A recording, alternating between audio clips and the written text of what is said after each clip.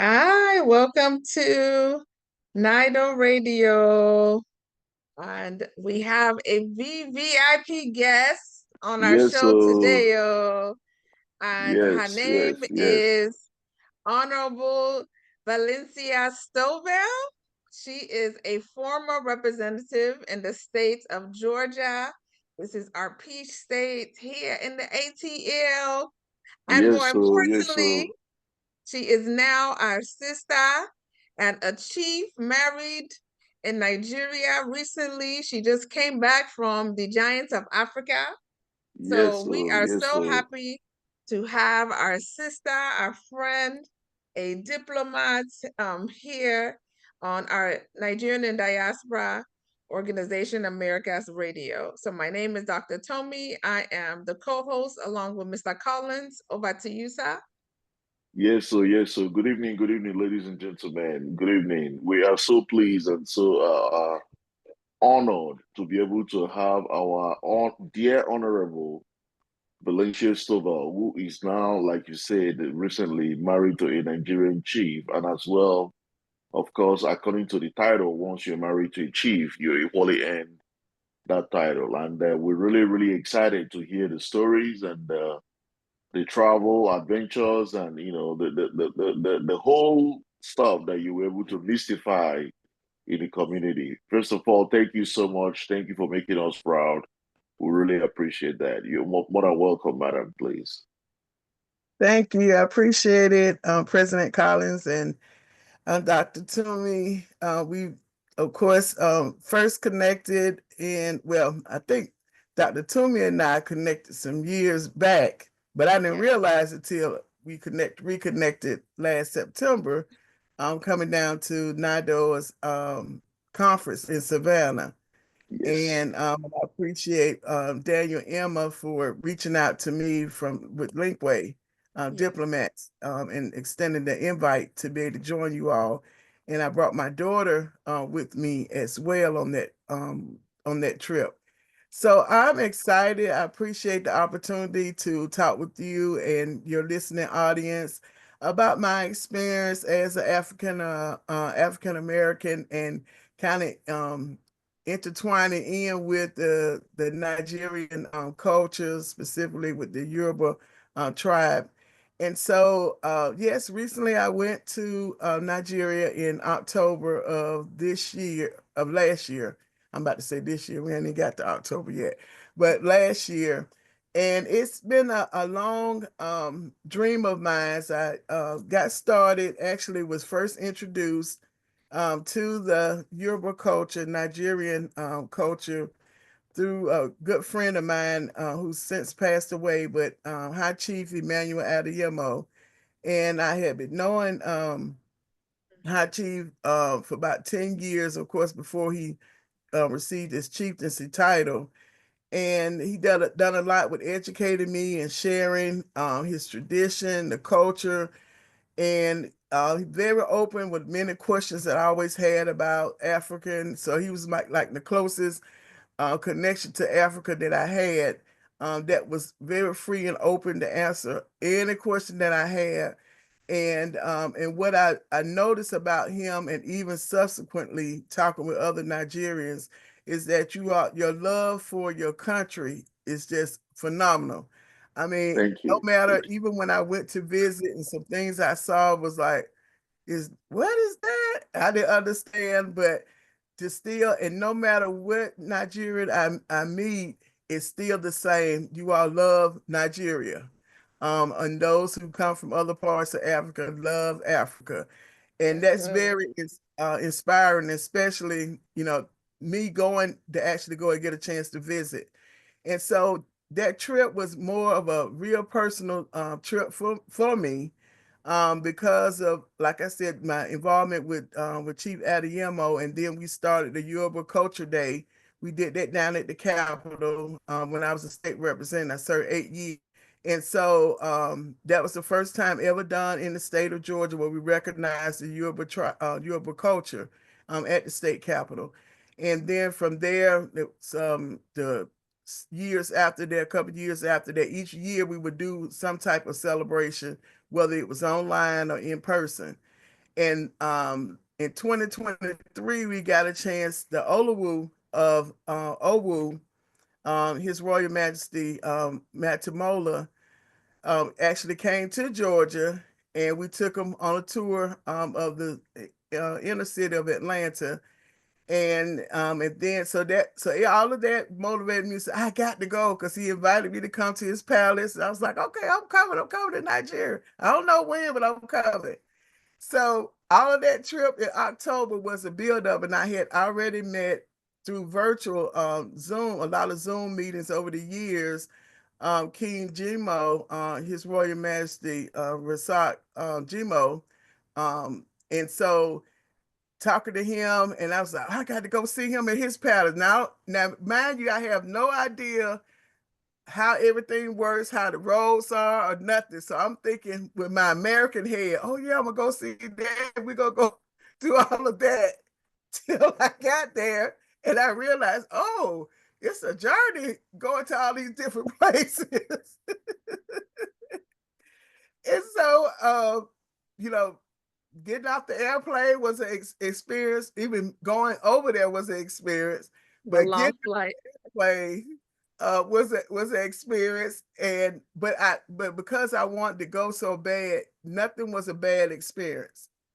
I was very positive about everything that happened. I said, I'm gonna be positive about it because this is an experience for me.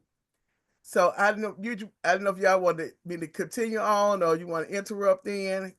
No, it's good to hear your positive experience, and you just say a key word. You were open to experience. You didn't. I tell my friends, don't have any expectations. Just be open and just be open to learning, and you're just gonna be blown away. So I'm happy that you were able to go, and then you now went back again recently, correct? Yes.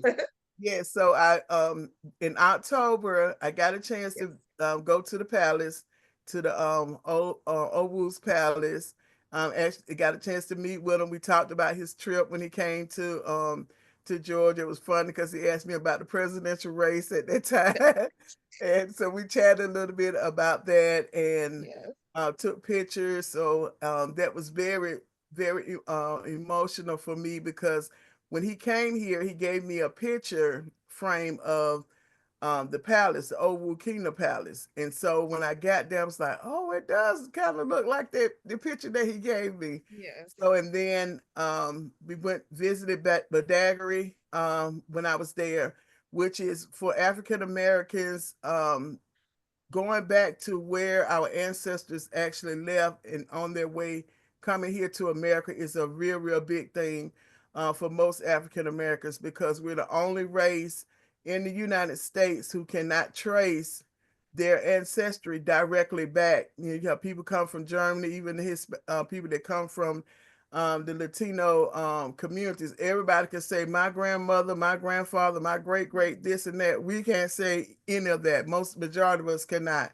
And so when my dad did the DNA test in 2022, and his dad's all the way back came up as a Yoruba ancestor, I was like, oh my goodness, I've been working with the Yoruba all this time. I didn't even know. Yes.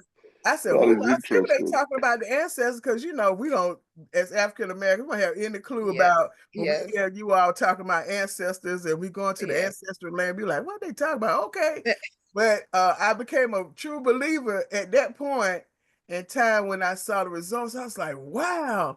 And so being able to go to Badagry and see and feel and see actually where they walk to get on the short boat, the short ship of boat, and then going all the way out into the Atlantic.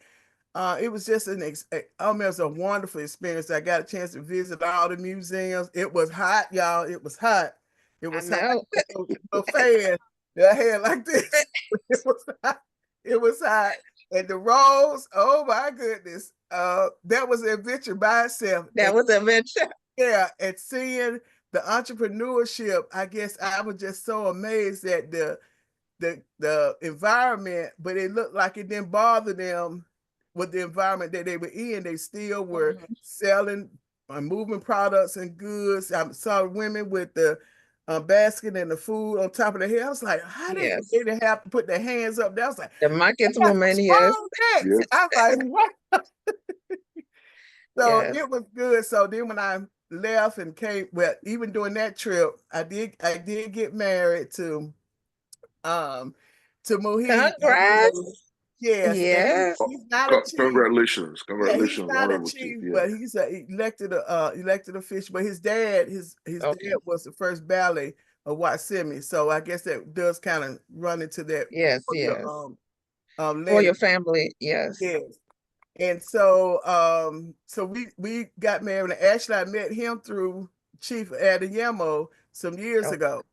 And so he was my tour guide. So I had a personal tour guide, which made a lot of difference.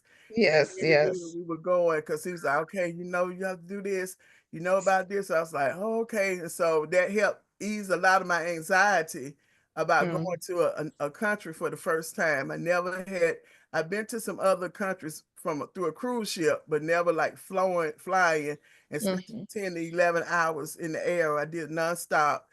And so it, just going and then coming back and then said, hey, I'm ready to go back again. Yes. Going back in February, and I stayed for about 16 days that time. Okay. And so at that time I did go to Olamu Rock, got a chance to climb up 132 steps. I didn't do that many when I got started, but it was beautiful to be able to see that and be able to see the You. from the Yes. Ogun River. I mean, it was just amazing. The Yes. whole trip. We stopped by the Kuti Museum, but they were closed for renovations. And so it was a good, and tasting the food. I'm not a big food taster. And so even the experience in the restaurant at the hotel where we were staying at, in my dialect, of course, trying to tell them what I want, and they was like, I don't understand. I was like, oh, I gotta figure out how this guy wanted some fried chicken. And they was like, what? And so I learned that it was chicken lap that I wanted because I wanted dark meat. So I found out that that's called chicken lap. I had no idea about that. So it was a whole new culture shocker. And they Yes, yes. Well, I'm glad that you kind of mentioned about the culture shock. You're pretty much telling us exactly, kind of indirectly answering some of the questions that we have as regards to the conversation. And I'm just trying to imagine your story. It's something to tell. Hopefully in the future, you're probably going to be writing a book as regards to, mystifying Africa, specifically Ogun State or wherever you've been to. Yes. But let me ask you now. One of the questions that we have for you for today is how can we now create a platform that we can use to promote this cultural exchange and as well as economic, cooperation between Nigeria and the state of Georgia, such as like trade expos and investment summits. On your own opinion, how do you think, based on what you have seen and experienced traveling, what do you think would be a good way to do that? Well, everything starts with a conversation. And I think that the success of my experience visiting Lagos and also spending the majority of the time in Abeokuta in Ogun State came from the relationship that was built early on. And it didn't happen overnight. It was some years. And I think that Absolutely. that's the first start when you start talking about, forming unity with the African American community and Nigerians and diaspora. And then those Nigerians that actually live in Nigeria have not got a chance to leave and go to other parts of the world. And so that kind of comes from, I think, different kind of culture exchanges, here, and then culture exchanges there by offering, trade. It might be like something like trade trips where they're going to see, you got certain people that are interested in certain industries, being able to set those type of things up. But before even them leaving, say African Americans leaving here to go there, it's a lot of education that you have to do, because our expectations, as you all know, is very high when it comes down to hospitality. Now, when it comes to greeting and being very nice, of course, you all y'all outdid it over there. I mean, it was, hey, mom, this, that, bow. And I was like, okay, I'm supposed to bow back, so all of those things, I didn't feel bad about, oh, they treated me wrong, none of that. And it was always good to see people of the same race. So I was no fear of being stopped for something that had to do with my color or me, being judged by my color. Only thing where I was judged by was my dialect when I opened my mouth to say something. Absolutely, Yeah. absolutely. But Yeah. so I think that, starting off with having, some events where it allows for African Americans and Nigerians to be able to co-mingle together and just having kind of like an exchange. And it starts with kind of like what we're doing now, this platform where it's relaxed, no expectations, from each other, and even being able to be open to answer those hard questions of what we call the elephant in the room on certain things. Why do you all do this? And you all have an advantage because you all know why we may do some things because you've been over here long enough. But for us, when it comes down to the Nigerian culture and the tradition, we don't have any clue about why certain things are done, certain ways. And so being able to have that dialogue, and that's one of the things we worked on with the Yoruba celebration culture. And even we co-hosted together, me and Chief Adeyemo, but the essence behind it was always unifying. How do we do things to unify both the Americans and those in the diaspora and those who are not considered to be in the diaspora? And so there are a lot of opportunities that once that whole, I call it a whole level of covering, is removed, where the distrust is a lot of distrust between the two, then that's kind of like that elephant in the room type of thing. And so, but I think when you build relationships and trust comes with that, then when you're saying, hey, we want you all, want Americans to invest in Nigeria, come visit Nigeria, it's more open for them to come because now there's not a roadblock in front of them. They're like, oh yeah, well, I know when I go, I don't have to worry about somebody might gonna snatch me, kidnap me, take me somewhere, or I might not understand the language that they're talking about. I can't eat the food. So just knowing that all the food over there is not all Nigerian food. There are, places that serve American food for those who might not can be, not their stomach not ready for that spicy food that you You are all correct. have. Oh my goodness. I tasted, it was a soup. I can't remember the name of the soup. Pepper soup. Pepper. Oh, I didn't know it was that hot. My nose started running. That's why it's called pepper soup. Yeah, my eyes were running. I was getting hot and sweaty. And Oh my God. yeah, so that was another You experience. definitely got a first-hand experience of how it is. Based on your explanation, that was quite interesting. And like you said, building relationship trust comes with it, over time, and also, the networking between the diasporans as well as those that lives over here, trying to open up the society and make them, make our brothers and sisters here understand that the roadblocks are taken away, the doors are open for us to welcome you. I can't just stop imagining, what you have been through and what you have really experienced and how gladly you are actually telling the story. It's quite amazing, but we really appreciate that. Absolutely. Thank Yeah, you. Thank you. I did want to touch on, and we talked about, once you get beyond, and this is something that can happen simultaneously. It's not like it has to take years, years, and years. When I think about the opportunities between, and I'm gonna use Ogun State specifically because of that's where High Chief was from. Sure, And that's what he sure. talked about the most, when it comes in. And of course he told me about the other states and all of that, but that's one thing that he talked about the most. And because I am a Yamato Papalanto, I have to make sure that I'm taking care of home. Sure, absolutely. First, and You then are more than welcome. Absolutely, yeah, you are more than welcome to and talk about so it. Yeah. even with that, being that when I went over there and I saw even the textile process, of, and even what I have on now was a gift. The cloth was a gift, and I met with Fatima, and she actually created this jacket and a couple of other pieces, even my wedding dress that I had on. And so that's a whole nother area there, for us here as African Americans, to say, oh, I got something directly from Nigeria.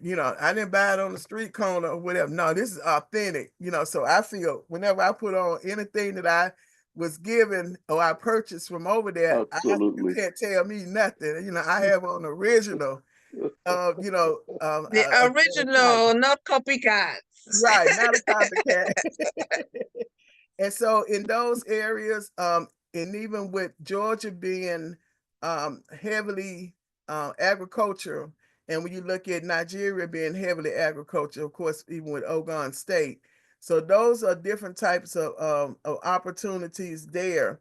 Being able to utilize our universities and colleges here in Georgia. We have two major ones that center around agriculture, and you start thinking about research and everything, and then the great universities that in existence over in Nigeria as well. So those are some partnerships, and then the most important part is the public and private partnerships, like organizations like NIDO, and others, being able to step in as well and saying, hey, we want to help foster that relationship. And one thing I do know, being a former legislator and even looking at now when it comes to economics, I served on the Small Business Development Committee for at least about almost 8 years of the time I served. And then I served on economic development and tourism for about 4 years of the time that I served. So I got a chance to travel across the state and see what's going on in rural Georgia, of course, what's going on in metro area, and then being able to Absolutely. visit over in Nigeria and kind of seeing, okay, how can those two worlds be able to merge together? And the key is that one component dealing with agriculture, but then there's the tourism, there's the whole tech industry with so much now when you talk about remote work that can be done. And then thinking about how many young people that you all have in Nigeria. And I know that that's been a huge topic of what are we going to do with the young people? How do we provide meaningful work for them so that they don't have to stay in the same situation? Same thing that we're having to do here in the States. And then women empowerment is a whole nother segment as well. So there are great many opportunities that are just laying there, and it's just going to take a matter of some action to be done and making some connections and showing Georgia why Nigeria is the ideal place to be able to create that business relationship, because right now Georgia does not have an actual business office in any part of Africa. They are located in all the other countries, but none in Africa. Well, thank you very much for that. That's a word of that we have to carry along and definitely continue to push that agenda. I'm happy that you mentioned organizations like NIDO and NIDO America South Savannah. This is a platform that we're using to be able to incorporate and at the same time, work towards, changing the status quo like as it is. Thank you very much for that. We really appreciate that. Thank you. Yes. Thank you. Thank you. Yes. I think we have so much potential. I just want to get on the point that you ended on, that we do not have any out of the 54 nations in Africa. We do not have, a trade liaison office in any of the countries, and they're, in other regions. And, that is a place where, untapped resources and talent, as you said. We have a lot of youths. So how can we work together to create, that platform from Georgia, and collaborate with, for example, you have already great partnership being a chief and your relationship with Ogun State, So how can we start that process here in the Nigerian diaspora? Over to you. Okay.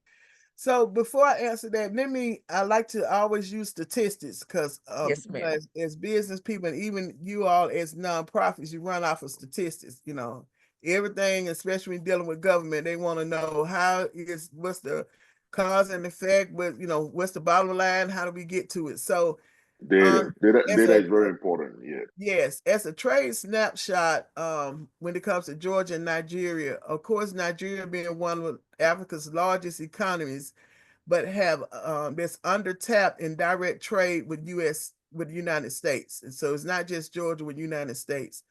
And so the 2023 data that I pulled says the exports from Georgia to Nigeria are approximately 340 million.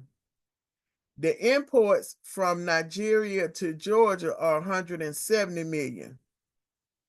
In Georgia, those countries where Georgia actually has a footprint or international representation, 66% of the exports are with Georgia, and 83% of the total trade originated in those strategic markets. And so some of the top trade partners for imports in 2024, Mexico was at $18.6 billion. So remember earlier I said 340 million, and then you heard me say 170 million. Yes. But when you start talking about the trade partners where Georgia actually has a footprint in, Mexico is number one at 18.6 billion.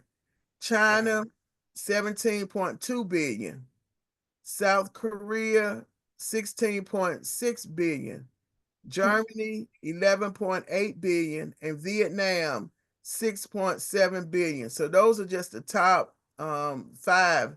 So that the list kind of goes on, and they still are in the billions when it comes to that. And so that's why I talk about having the importance of having that office, located in Nigeria, because that gives a more direct focus. And what it does, it helps when it comes to those in Nigeria who might want to be investors in Georgia, doing business with Georgia. It helps with that process. And vice versa when it comes to Georgians who might want to do investments in Nigeria. There's a opportunity to not just tell them to go to the embassy and go through the embassy to get that. Now you have a direct to direct contact. And then there are also, I was reading in Nigeria where they have special economic zones. So those are some opportunities for Georgians who want to be able to do business in Nigeria, and having those incentives in place. In the state of Georgia, we have a lot of incentives depending on where you want to locate your business at. And if you want to do full manufacturing here, move the product here, then manufacture, or you bring in a product already, complete, there, different levels with that. And I think the investment when it comes to Nigeria is investment, of course, in power, transportation, and manufacturing infrastructure. And that's important because, of course, as people coming from Georgia and from America, there's certain things we're used to. And one things I noticed, we went visiting in Ogun and even like Lagos, the power, the constant of the power and the internet, interruption, inconsistent. You just never knew. And I know the first time I was like, what's going on? And I said, oh, this blackout. Blackout. And even though at the hotel we were, they would use the solar panels and they had backup solar panel and generator. Yeah. Yeah, so it wasn't as bad, but I was at one of the shops at Fatima's shop, and the power went out, and she was like in the middle of making the dress, and I was like, well, what's she gonna do? I was asking my husband, she was like, oh, she'll get it done. They had a backup generator, so they're working with the backup, and they're using the phone from the cell phone light, to help. And I was like, wow. I said, well, they believe in getting stuff done, but those kinds of things are what could hinder a great success for the business interchange between when you talk about the bilateral trade. So I think, us being able to have those conversations and even being able to speak with the elected body, because they are the ones who are actually creating the policies. And I Yep. think that, and I mentioned this before, is that with you all as towards the Nigerians and the diaspora, you have a special opportunity because you're able to see both sides of the coin. That means that you lived in Nigeria, you know what's going on there, and now you've come to, we're going to use America in this instance, and you see what the opportunities and things are here in America. Whereas me, I only have one-sided view, which is America, and those in Nigeria who never left have a one-sided view, which is only Nigeria. That's And true. so I think with the important role that you all play with NIDO and being, not just the ones that are here in America, but Canada and the other part of the Western world, is that you're able to say, hey, look, I know when I was here, this is what happened, but I've got the experience and knowledge that I need to bring back and say, listen, our elected bodies, we got to change this, and this in order for us to be competitive and being able to reach those numbers in those billions. We're doing work with Georgia, because when Georgia comes over, of course, they're used to coming into countries and helping with them, but you got to have certain policies in place. So that's where the conversation, where I see even with NIDO can play a role, is bringing those two parties together to be able to talk about what policies do we have in place now in Nigeria, and then what policy would need to be changed or improved upon to make it a better place to be able to do business. One of the things with Georgia for the past 13 years, this might be the 14th year, it is the number one place to do business in all of the United States. And this came from the Source magazine. But it didn't happen overnight. It came from policies, and me being a legislator, knowing that some policies had to change. A lot of red tape when it came down to how do you start a business, how many days it takes for the inspector to come and look at the business opening up. Those were minor changes, but we had to change legislation in order for that to happen. And That's so now true. in Georgia, when you register your business, you can register for 2 years without having to go and do a renewal. And in some cases, you might be able to do 5 years, as long as you're not changing anything as far as your officers. So those may seem minor, but they're major, especially when you want to come in, just want to come in. They have certain trade zones, free trade zones. So as long as you're in that free trade zone, you have elimination of certain taxes while the Absolutely. product is sitting there.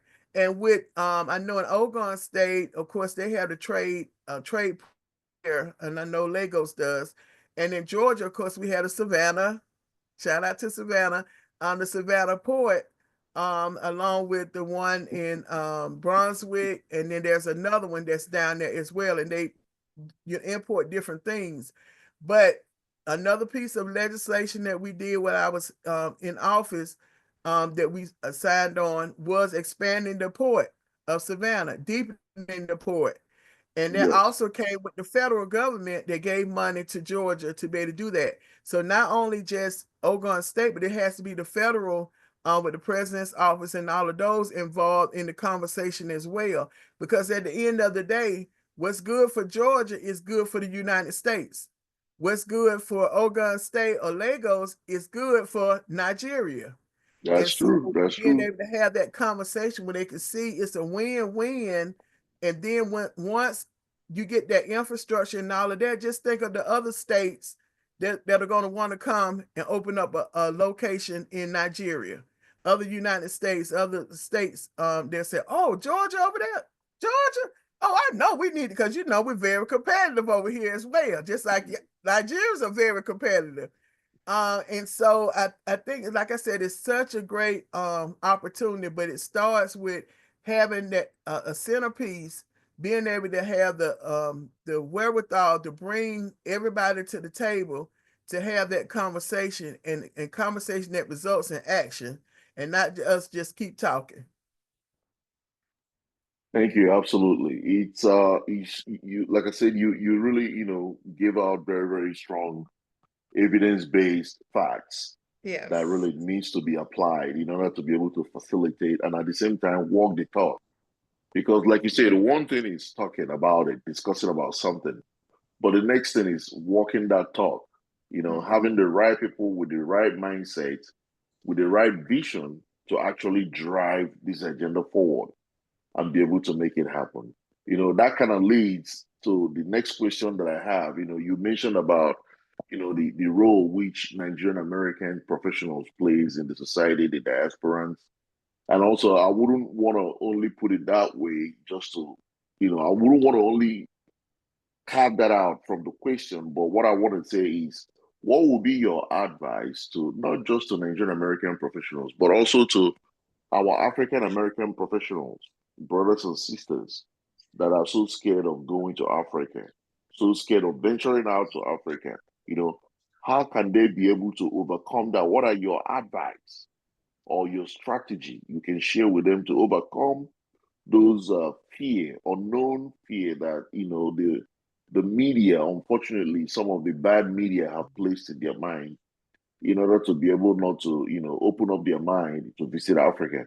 I can give you one example. Like there were people that when you tell them about Africa, they will tell you, "Oh, are you going to a place whereby you open your door, you will see a lion crossing by, stuff like that." Or you're riding on the elephants You're right. instead of you have a driver and a Mercedes.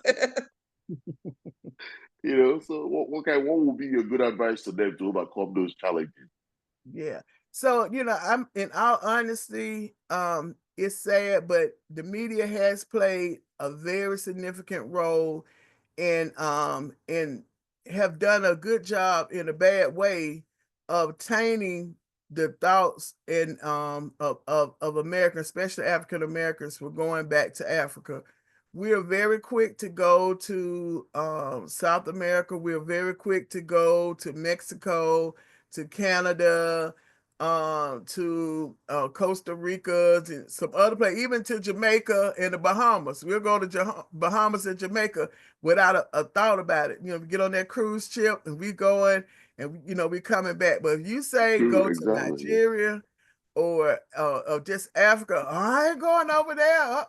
And even some things that when I told people I was going, it's like, girl, you gonna be able to come back? What you gonna? It's kind of like what you said. They gonna have huts and you gonna be sleeping. What? No, it hurts. And so and that's been years and years of brainwash, to be able. But on the good side is that I think starting with people like myself that is not afraid to share my experience. When I came back, I on my radio show, I did talk about my experiences there, and a lot of my close friends, who originally would have said, I want to go, but I don't know. But then when they heard me come back and say, oh, this happened, that happened, I told them the good and the bad, the things that shocked me. I was like, what? Things like that. And now they're saying, listen, we want to go. When are you going? And so I think it's, being open and not looking at expecting the same thing that you get in America over there. And I think that's what helped me a whole lot, especially going to the hotel, on the ride and the roads, that I was like, okay, I'm used to this and used to that. Okay, but this is not America. Unless you now cross the Atlantic Ocean, so you are not in America. So, so I think having an open mind and open to a new adventure, a new way of thinking, a new culture, a new tradition, and even going as far as being able to say, this is where our ancestors came from. It's only when they came here that it was stripped. The things that when we go back to Africa, those things were stripped from them when they came to America. So that's why it seems odd and strange to us, because we never got a chance to experience that from our ancestors. Each generation it was taken away. So when I look at it that way, is that, oh, this is what they're doing. Even I'm able to find similarities and things that my grandparents did. And when I went to Nigeria, I was like, oh, that's probably where my grandmama got that from, or my granddaddy got that from, and never thought about that I would see it replicated, again. So my advice would be, to, if you're really interested, because you're gonna have some that just, no matter what you tell them, they're just not gonna go. So we're not talking to them. We're talking to the ones that are kind of on the edge and said, I want to go, but I don't know. So it's going with an open mind and just knowing that what you see in America, you're not going to see the exact thing when you go to Nigeria. And even if there's so many opportunities, one experience I did want to say real quickly, if I can, that was it was a real good experience. So in the area where we were living at, staying at in the hotel, the suites, there was a big mango tree. And so we were walking by the mango tree, and the mango fruit fell from the tree. And I was like, oh my goodness, the fruit fell from the tree. So my husband said, go ahead and get it. You can eat it. I said, I can eat it. He's like, yeah. So we put it in the refrigerator. And then later on, I peeled the outside off of it, and then I ate it, and it was that's my first time ever tasting mango, because we don't grow mangoes here. Oh, really? Yeah. Wow. Look And at that. so that was my first time tasting it, and it was really good, different from the little mango that come in a fruit cup, of course, it was fresh, but just having that experience, alone, I was like, wow, I ate a mango from Africa, and it was good. It didn't mess my stomach up, and nothing, because that's the whole other thing you're thinking about. Oh, I can't drink the water over there, and all that. So it's just going with an open mind, I think, and then having conversations like this to kind of ease the anxiety, and then them going with someone that they know makes a difference as well. And also, that mango was organic. It was fresh, right from right off the tree.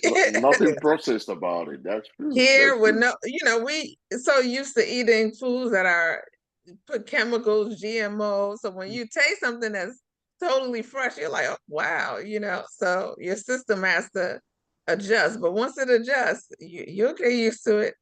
But I'm just so happy that you actually answered a lot of our questions in your responses. That were just awesome. But I did want us to conclude with just, what are your last words of advice to both the diaspora community, both the African-American community? How can we unite? There is power in unity, and not just Nigerian, that we are part of, but there's other countries. So for example, what I've been seeing that's been going viral online this past week, the president of Burkina Faso, they've been trying to assassinate him, Ibrahim Traoré, but African Americans, people in the Caribbean, Blacks all over the world, in Brazil, Latin American, they said, no, enough is enough. You can't, colonize us. They were specifically talking to France and the US government, but they were French colonized, so specifically them, trying to steal their resources, because Burkina Faso is the fourth leading African nation in gold. Nigeria, we're rich in gold, petroleum, uranium. We have so much natural resources that we're probably the richest continent in the world.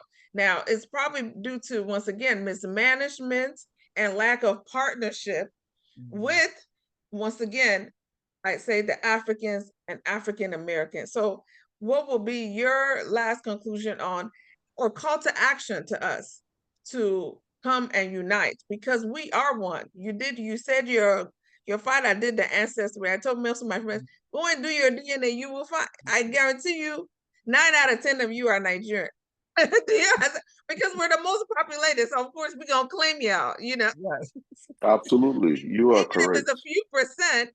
And of course, our people migrated. The colonizers divided us into all these countries, but it wasn't like that before. It was like Eastern Kingdom, that was like Ethiopian Kingdom, the Northern Kingdom, Egypt, Mali to Nigeria, Western Kingdom. We were kingdoms. It was, our people are descendants of royalty. So how can we strengthen that unity amongst us? Because what you have shown us through your story, and just being open-minded, you have been able to merge both. You now are married to a Nigerian. You even go home more often than me and Collins. I haven't been home in a couple of years. She's been home about two, Really? 3 times in just a few months. So she done pass us. So do you understand? So We have to catch up. We she's definitely have she's to catch up. There's she's no doubt about it. So and that's a success story with a lot of people here. And I'm like, look, if you ain't got nobody here, I guarantee you got a couple of husbands back in Africa. Like, you can't say the earth is the Lord's and the fullness thereof. Well, you have to open your mind and be, available to travel and to learn, because what they teach us in our books and what they see in TV, the only thing that sell, maybe did justice for Africa was like the movie Black Panther or like Coming to America, that showed like good positive aspects of Africa, but every other thing in the media has always been negative. So what will be your call to action to help us unite more and to be open to that unity and partnership? Well, one thing is that I know that as the Nigerian community, you all do a lot of celebrations. Yes. A lot of celebrations. we thought we partied, but y'all got us beat. Y'all got the Americans beat. And I think that even utilizing those type of cultural celebrations that you all do is taking the time to explain why some of the processes are like they are. Like one quick example, I went to an event. It was a celebration, and I saw the women were on the floor, on the dance floor. Then I saw some other women and men bringing dollar bills, and they was spreading the dollar bills money. like that. So of course, as an American, I never had seen that before. So I was asking, what is that they doing? Because y'all learned it from us. Making it rain, blessings. Shout out to blessings. Oh my goodness. Right. So I was like, well, I know they're not strippers. So I know that wasn't the case. So I was like, well, what you mean to tell me we got that from them and we just kind of exploited it to a whole different aspect of it? But so that right there by itself, I had to ask. I was with Chief Adeyemo. I was like, what are they doing? And then he explained. I was like, oh, okay. And so it wasn't nothing uncommon the next time I saw it. But for someone that had never seen it and saw it for the first time, so I think being able to take the time that if you invite, and for you all in the diaspora to invite, some more of your African American friends, but when you invite them, make sure you explain it to them, the tradition and the culture, because that makes a difference. Because when I went in, of course, I felt out of place because I didn't know what all was going on. Yeah, but once he started explaining, this is this what that is, I was like, oh, okay. And then the different costumes that they wore in this particular celebration, another one that I went to, and he was able to explain, oh, this represents this particular deity, this represents this is what this is for. And so I think being able to have events where you all are actually taking the time to explain it, and what that does is that makes us to be more respectful of your tradition and not taunt it or think it's a joke, because it's something very, and I learned that it's very sentimental and very serious when it comes down to your culture and traditional rituals that take place. But because we don't understand, we become ignorant of it. And so I think that's one thing. And and maybe also coming up with having a trip that goes over during the festival time or something like that. But make sure before the trip you do a pre-meeting, so you don't have such a culture shock. An overview, right? An overview. Before you take them on a tour. Yeah. Right.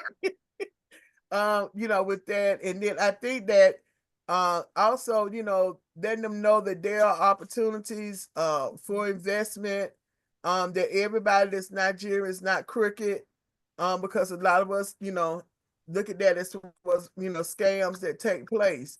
But that goes back to what I talked about earlier about building that that relationship, that trust Absolutely. relationship. It makes a huge difference with us as as African Americans and our perceptions. But it starts with the individual being able to be willing to be open, and then on you all's part is embracing us, and even taking some of the negative thoughts that Africans have against African Americans as well. And I haven't ran into a whole lot of it, but I know it does exist because I was messing with my husband about it. I was like, "What is Ankara?" He was like, "What?" I said, "What I is got that?" that. Yeah, Ankara. I probably didn't pronounce it right. And I was like, "I heard that mean this, that." He's like, "No, man, don't pay no attention to that." So those are, conversations that we know that takes place, just like we have conversations within our community about Africa. So it's not that it doesn't take place. It's so, being able to demystify the myths, that are there, and taking each person as they are. And so I think NIDO can play a huge role in that by, like I said, if you're having an event, culture event, and even expressing it to your members that, hey, you have friends or people you met from the African American community. When you all have the events, make sure you tell them that 8 o'clock don't mean 8 o'clock, because we'll get upset about that. And 8 o'clock is 10 o'clock. The right. Niger time. I learned that too. Oh my I learned that goodness. too. I was You on are time. absolutely correct. Yeah, I got there before time and waited about 2 hours. I would wonder, I said, why are they breaking stuff into the facility? I said, you're supposed to start at 8. At 8. Yes, ma'am. So all of those, like I said, are cultural things that if I didn't know, I would be upset. And I said, I don't want to come back to an event again. And and that'll change my whole perspective of anything, just that little small thing, but not knowing culturally, there's just something that that happens. With That's true. But 8 o'clock, that means that's when you start getting ready. Oh. Right. That's true. Unfortunately, they call it the African time, African time. The African time We have to show up fashionably late. You must make an interest. When the parties are scheduled for 6 o'clock, nobody shows up until 9 p.m., 3 hours after. Right. Including the celebrant, him or herself. We're laughing about it, but it's very key that we need to tell it, even at our last AGM, we invited some people for the first time, and I forgot to tell them that, oh, wait, the time says this, but, and they got there on time and they saw we were still setting up. I agree with you. Absolutely. Absolutely. Yes. Absolutely. This is really very, very good conversation coming to you from NIDO Radio South. NIDO Radio and Wellness Wahala Podcast. With Wellness and Wahala Podcast with our honorable Chief, Madam. VIP. VIP. Absolutely. Valencia Stovall. Hopefully, I look forward to one day we're going to have like a Nigerian cultural night in the state of Georgia. Yeah, whereby we can invite different Nigeria, cultures. A tour, yeah. Yeah, invite different Nigerian cultures, or maybe we can even have it in Nigeria as well. Having Nigerian-American cultural night, whereby we can showcase different American culture as well as Nigerian culture, and use that opportunity to continue to drive this conversation and promote this conversation. I think I can see the light at the end of the tunnel. Yeah, because one other quick thing is that when African Americans think about our history in Africa, the two places that come to mind immediately, of course, is Senegal and Ghana. And I must say that Ghana has done an outstanding job of really maximizing off of that. And not until I had done some research myself and when Chief told me about Badagry, I was like, I ain't never heard of Badagry. Where is that at? Yeah. And so, and once he told me, and I was like, okay, and I started looking up information. I was like, oh, that's where most of the Nigerians left from. Okay, so if my ancestor was Europe, but more than likely they left from that particular port of entry, a port of exit. And so, but even with that, there's a lot of work, of course, infrastructure work that needs to be done to make it appealing, like the one in Ghana and Senegal. I haven't visited either one, but looked up a whole lot of research. Yes. Absolutely. So those, that kind of goes back to what I was talking about, having that conversation with the elected officials and helping them to understand there's a lot of missed opportunity, millions and millions and billions of dollars in tourism all by itself, not even talk about the agriculture aspect of it. Yes. That is absolutely correct. Absolutely. And that also includes the conversation that we, the Nigerian diaspora, should also continue to push back home in terms of, modernizing some of these, well, I won't say modernizing, but putting those facilities to be in a good condition. Yes. So that we can be able to invite our brothers and sisters out here to be able to experience authentic and, the full African culture and, the pride of Africa. Absolutely. Yes. So it's good to have you. Thank you for talking about your full circle experience. I mean, going to the Badagry slave point of no return and, tracing your DNA and getting married and becoming a chief and, and then also serving honorably, as an African-American woman to serve in a government position here in the U.S. is a big deal. And to do it well for 8 years and you continue even while you're out of office, to be a wonderful stateswoman and a representative for not just the, Black American community, also now the Nigerian community and diaspora. So thank you so much for being our wonderful VVIP guest on the Nigerian and Diaspora Organization radio show and our Wellness Wahala podcast. And just God bless you, God bless America, and God bless our great nation, Nigeria, and of course, Africa. Thank you.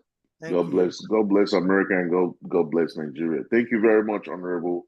We look forward to this conversation. We'll continue to reach out to you and continue to seek for your direction, and definitely we'll welcome you to all the Nigerian activities that we're going to be having in the state of Georgia, and we'll definitely keep in touch with you. Thank you so much. We really appreciate this. All right, we really, really deeply appreciate that. Have a wonderful evening. Thank you very much. Thank you. Bye-bye. We'll definitely be in touch. Bye-bye. Bye-bye. Thank you, Ma.